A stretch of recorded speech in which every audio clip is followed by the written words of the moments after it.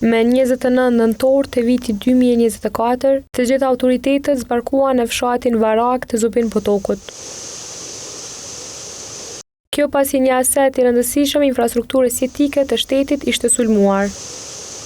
Në kanalin e Ibër Lepencit, që furnizon me ujë disa qytete të Kosovës dhe korporatën energjetike të Kosovës, ishin vendosur rreth 20 kg eksploziv TNT, duke e dëmtuar kështu një pjesë e strukturës së betonit.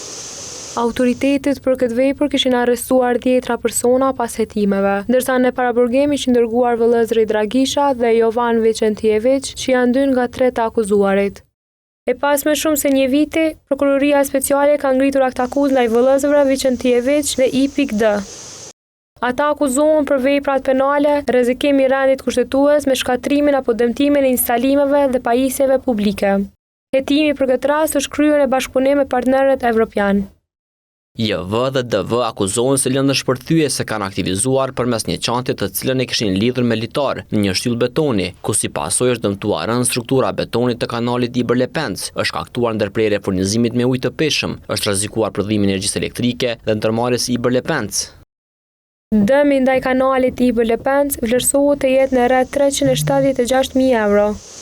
Drejtori i Institutit të Kosovës për Drejtësi, Ehat Miftaraj, tha se kjo akt akuzë është një hap i rëndësishëm për sigurinë dhe drejtësinë në rastin e Ibër Lepencit. Është lajm i mirë që prokuroria më në fund të ngriti këtë akt akuzë, edhe përkundër faktit që ka pasur afat kohë për së paku edhe 1 vit për të bërë hetime, por në momentin që prokuroria ka vlerësuar se ka gjitha provat dëshmit dhe konsideron se personat të cilët akuzuar janë përgjegjës për shkrimin e kësaj vepre penale, besoj që do të është një lajm i mirë për sigurinë, është një lajm i mirë për sundimin e ligjit në Kosovë.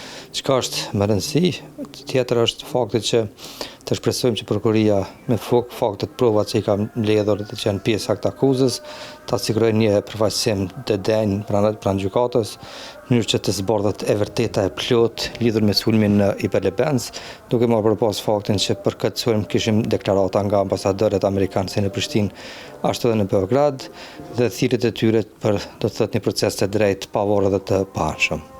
Miftaraj tha që kjo akt akuzë paraqet një efektivitet nga ana e prokurorisë në këtë aspekt.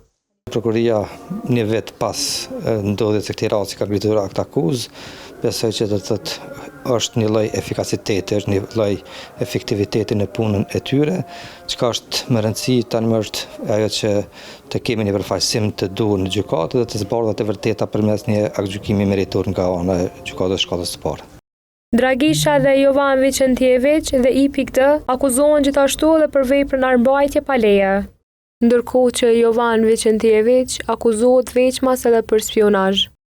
Sipas akt akuzës, ai dyshohet se ka qenë i rekrutuar nga shërbimi informativ ushtarak i Serbisë, ku ka mbledhur informacionet e klasifikuara për t'i përdorur në veprimtari të kundërligjshme në Kosovë. Shpërthimi në Ibër Lepenc ndodhi me 29 nëntor 2024. Kosova e cilësoi atë si një akt terrorist dhe akuzoi Serbinë për organizimin e tij, por Serbia i mohoi këto akuza.